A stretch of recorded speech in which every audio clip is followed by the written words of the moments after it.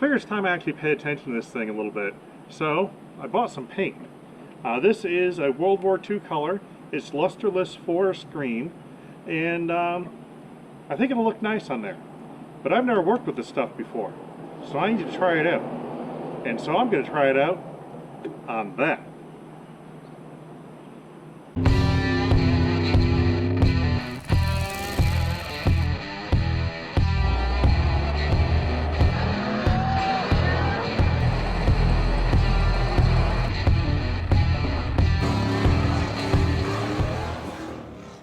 This here is my guinea pig. It is a 97 Grand Cherokee V8 limited model. I already did a 5-speed swap on it. You may have seen those videos. I also lifted it and I put in a limited slip.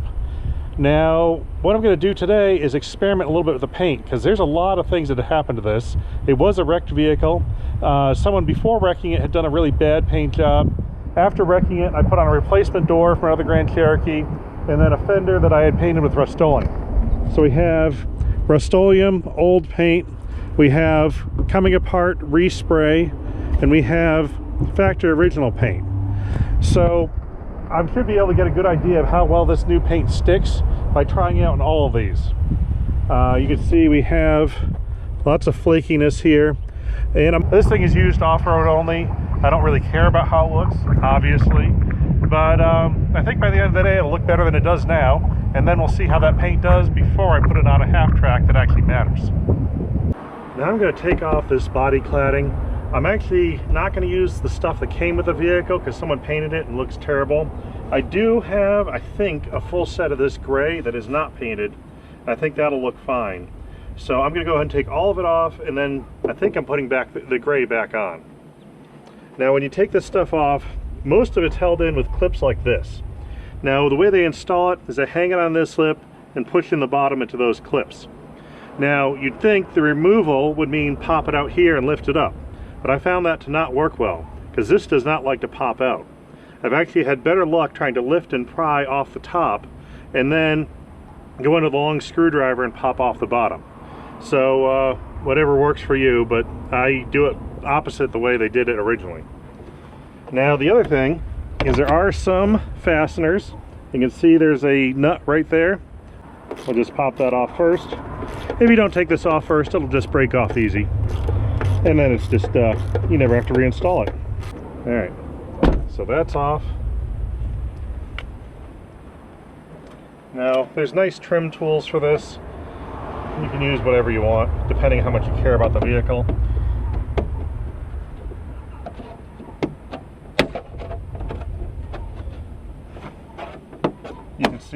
You can see how much I care about this vehicle.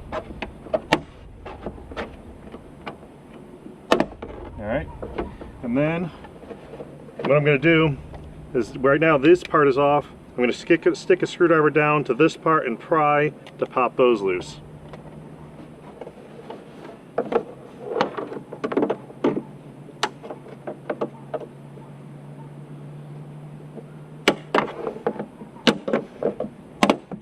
Boom, done. Now to get these off, there's a slot on one side. I'll give you a close-up. That slot on the bottom goes sideways, slot on the top goes up. Do the bottom one first. So you just tap them sideways.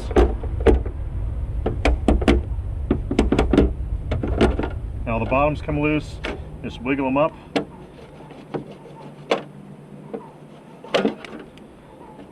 And that's it. Well, now I just got to do this to all 4 doors. Sometimes there's trim on the rockers, sometimes there's trim on the back. Basically look for screws first, and then usually it's just clips. And this one, we're just going to pry off here. Sometimes these break, fairly often. They're pretty brittle at this point, they're pretty aged. But the big thing is trying not to break this one too much, and these are pretty easy to find. And these clips are not all the same. That one has a narrow top, then there's wide tops. Also notice the angle it's at. It's slightly differently shaped. So keep that in mind when you go to put it back together. Make sure these will all end up making a straight line at the end.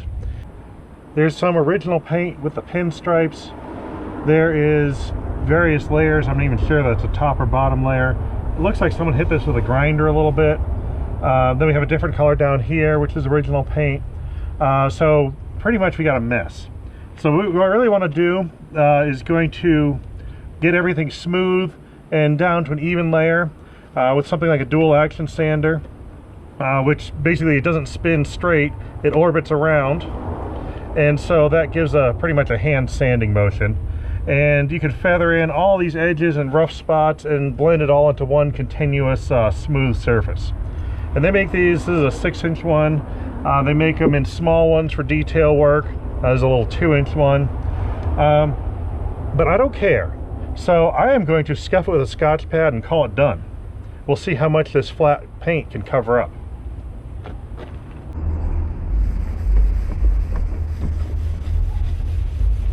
You can even see someone painted the door handles.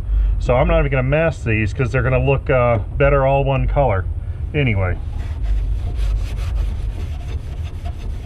We're just going to take off anything that's actually loose and falling off and call it good.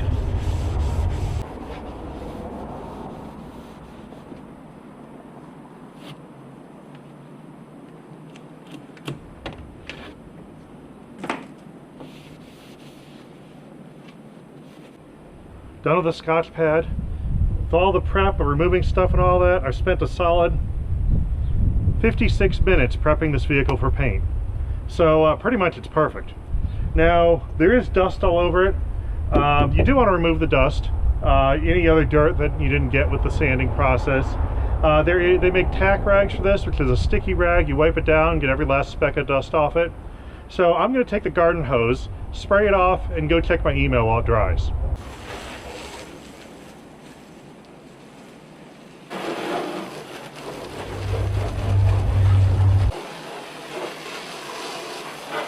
Okay, now I'm going to be looking to see how that paint covers up stuff.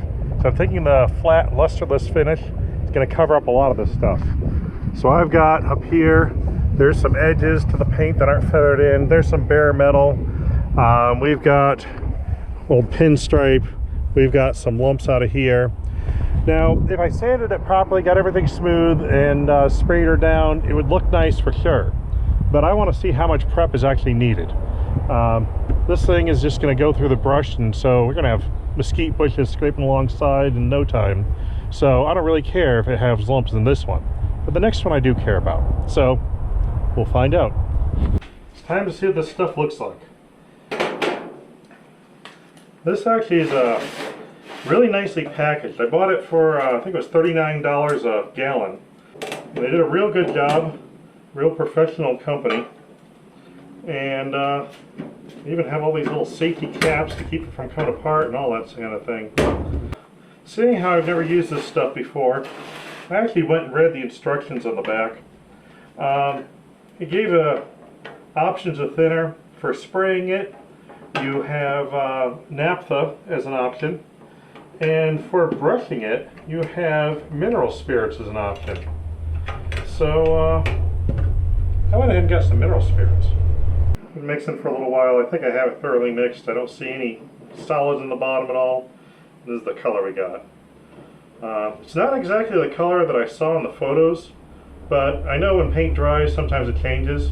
So I'm not sure if I'm even going to like this at all, but yeah, oh well. At least it'll all be one color.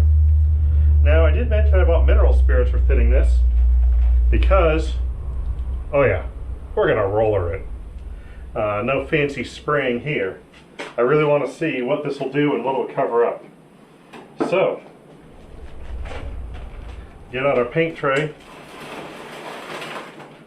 get on our measuring cup so we can reduce it a little bit. 24 ounces there. That's going to be messy. Oh well. Cover up the good paint. And I'm going to go about a 10% reduction with thinner. So, about 2.5 ounces on 24. Oh yeah, first slick.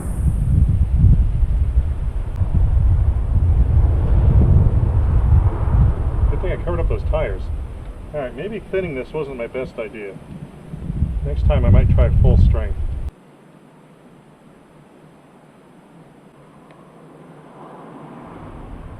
Now, way better. without thinner. Actually making some progress here.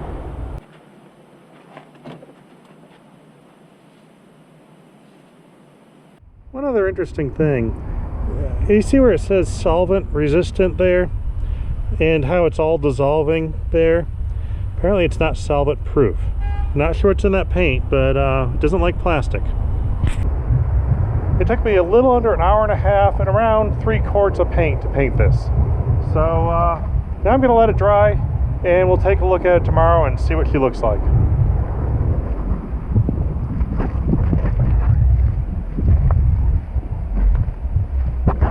Now previously on this Jeep, I had a set of 3 different tread pattern tires on 2 different style rims. Now this matched the 3 different colors of paint perfectly. But now that I've got just 1 color of paint, I'm going to have to step it up a little bit. So I went hunting on Marketplace and picked up a set of these. And now I have a full set. All 4 are the same tire, all 4 are the same rim. And there's even half the tread left on them. So this is just perfect. They're about 33 inches tall, and they are a little narrower, which is not necessarily what I wanted, but the price was right. So we'll see how these do on this Jeep. Also, the other tires were offset. Those other tires had rims offsetting them really far out. These should sit in the wheel wells a little better. So now we go from this to this. Now this paint really covered up stuff pretty well. There was big defects in the paint here, and they really don't show through too badly. Now I don't think I'll do the rollering again, but I'm pretty happy with this paint overall. I'm actually pretty happy with this already. It's very much improved from where it was. Now let's add that body cladding and see how that looks. And there we have it. You've probably heard of a 30-foot paint job where it only looks good from 30 feet away. I think this looks pretty decent, and that camera is 10 feet away, so that means it's 3 times as good. Scientifically proven. So for under 50 bucks and a few hours of work, I did this. I got most of the gray pieces. I couldn't find a couple of them, so I just rattle canned the ones I had. And so by painting these gray and installing them, the ones I know I have, I'll find them right afterwards. So in about a half hour, I'll have the other pieces. I'm pretty happy with it. Considering this vehicle was at a salvage auction, it was totaled, and it was going to be used for parts, I think it's come out pretty decent. Let me know what you think. Till next time, keep having fun.